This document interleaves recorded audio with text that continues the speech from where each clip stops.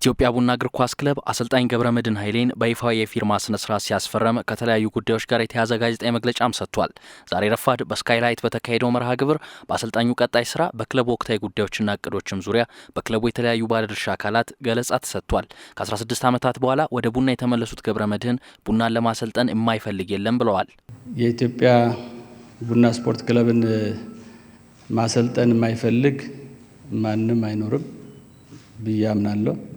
ይህንን ትልቅ ታሪክ ያለው ክለብ ለማሰልጠን ሁሉም ይጓጓል፣ ሁሉም ይፈልጋል። ግን ደግሞ በወቅቱ አንድ ሰው ነው ሊያሰለጥን የሚችለው። ስለዚህ የዚህ እድል ተቋዳሽ ወይም ተመራጭ በመሆኔ ትልቅ ክብር ይሰማኛል። በየትኛውም ክለብ የሙያ ነጻነቴን አሳልፌ አልሰጥም ያሉት አሰልጣኙ ከክለብ አመራሮች በቂ እገዛ እየተደረገላቸው እንደሚገኝ አንስተዋል። በቅድሚያ መጀመሪያም ስንነጋገር ከአመራሩ ጋር በጣም ብዙ ጊዜ ወስደን ተነጋግረናል።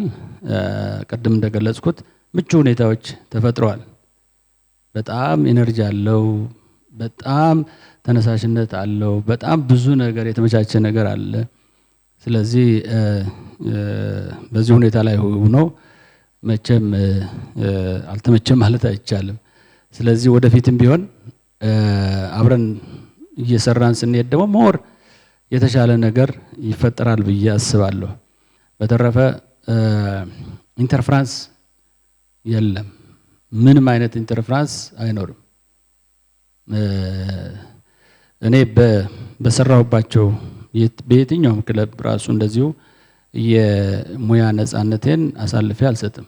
በቅርቡ ክለቡን በፕሬዝዳንትነት የተረከቡት እስራኤል ደገፉ የቦርድና የጽህፈት ቤት ስራዎችን በመለየት ሙያዊ ስራን ለመስራት አቅጣጫ መቀመጡን አንስተዋል። ክለቡን ከተረጂነት ወደ ረጂነት ማምጣትም እንደሚፈልጉ ጠቁመዋል። ሞር ትኩረታችን የሰስቴናቢሊቲ ላይ ነው መስራት የምንፈልገው። ይሄ ክለብ ራሱን ችሎ በራሱ ትልቅ ኢኮኖሚ አመንጭ ሆኖ ተረጂ ሳይሆን ረጂ ሌሎች ክለቦች እንዲቋቋሙ እንዲበረቱ የሚያስችለውን ሂደት በሰፊው ከፍተኛ በሆነ ጥናት ሪስትራክቸሮችን እየሰራን ያለነው። አሁንም ጥናቱ አልቆ በቦርድ ጸድቆ ወደ ሰው ሪክሩትመንት ውስጥ ገብተን የተለያዩ ባለሙያዎችን የተለያዩ ዲፓርትመንቶችን ወደ ስራ እንዲሄድ እንደዚሁም ደግሞ ትልቅ ስራ የሰራ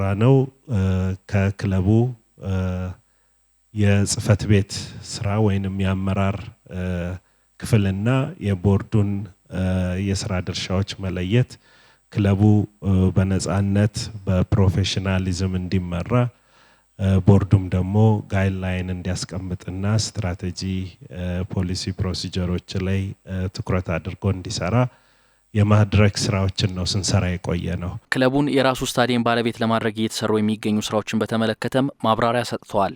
ከስቴዲየሞች አንግል የዲዛይን ስራውን ጨርሰናል። እዛም ላይ ወደ 8 ቢሊየን ነው የሚፈጀው። ይህንን ስቴዲየም የማስጀመር ስራ እሱም በዚሁ መርሃ ግብራችን ውስጥ ይዘን በቀጣይ የምንሄድበት ነው ማለት ነው። አሰልጣኝ ገብረመድህን የ2 ዓመት ውል የተሰጣቸው የፋይናንስ ችግር ስላለ እንዳልሆነም ተናግረዋል። ያንሳል፣ ይረዝማል፣ ኮንትራት እንዳስፈላጊነቱ ይረዝማል፣ ያጥራል። ነገር ግን አሁን ላይ 2 ዓመት ብለን ያልነው አብዛኛውን ሂደቶች በማየት በመገምገም ከጅምሩ ረጅም ትሬንድ ወይንም ደግሞ ኮሚትመንት እስከምንገባ በ2 ዓመት ውስጥ ለውጦችን እያየን እያቀጠልን እያሻሻለን እንድንሄድ ከማረግ አኳያ ታይቶ በቦርድ ተገምግሞ ነው ወደ 2 ዓመት የሄደው። ሌላ ሪዝን የለውም፣ የፋይናንሻልም የሌላም ሪዝን የለውም። ኢትዮጵያ ቡና በዝውውር ገበያው በንቃት እንደሚሳተፍ ሲጠበቅ አሰልጣኙም ይፋዊ ስራቸውን ከ20 ቀናት በኋላ እንደሚጀምሩ ተገልጿል።